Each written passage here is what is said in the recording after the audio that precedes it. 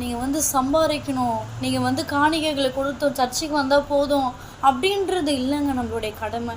தேவனாகிய கர்த்தர் நம்மை அபிஷேகம் பண்ணினதற்கு சில காரணங்கள் உண்டு. கர்த்தருடைய வசனம் சொல்லுகிறது, ஏசாயா 61:1 நாம் பார்க்கும் பொழுது, கர்த்தராகிய தேவனுடைய ஆவியானவர் என்மேல் இருக்கிறார், சிறுமைப்பட்டவர்களுக்கு சுவிசேஷத்தை அறிவிக்க கர்த்தர் என்னை அபிஷேகம் பண்ணிறார் என்று கர்த்தருடைய வசனம் சொல்லுகிறது.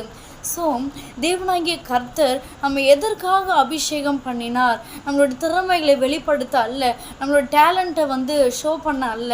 நம்மளை தேவனாகிய கர்த்தர் எதற்காக உருவாக்குகிறார் என்று சொன்னால், சிறுமைப்பட்ட ஜனங்களுக்கு, சிறுமைப்பட்ட பிள்ளைகளுக்கு, பாவத்தில் இருக்கிற பிள்ளைகளுக்கு, இருளில் இருக்கிற ஜனங்களுக்கு வெளிச்சத்தை காண்பிக்கும்படியாக தேவனாகிய கர்த்தர் உன்னையும் என்னையுமே அபிஷேகம் பண்ணியிருக்கிறார். ஸோ இந்த நோக்கத்தை உணர்ந்து கொள்ளுங்க. அநேக பேர் இருக்கிறீங்க, பல வருஷங்களாக சபைக்கு போகிறோம் இல்லையா, பல சத்தியங்களை கேட்கிறோம், ஆனால் நிறைய காரியங்களை விசுவாசிகள் உணர்கிறதில்லை.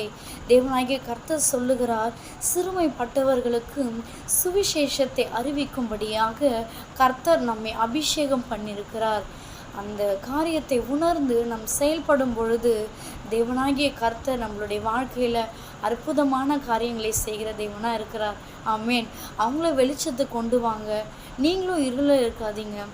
நீங்களும் வெளிச்சத்துக்கு வரணும், அவங்களும் வெளிச்சத்துக்கு வரணும். அவங்க வெளிச்சத்துக்கு வரணும் அப்படின்னா நீங்களும் வெளிச்சத்தின் பிள்ளை.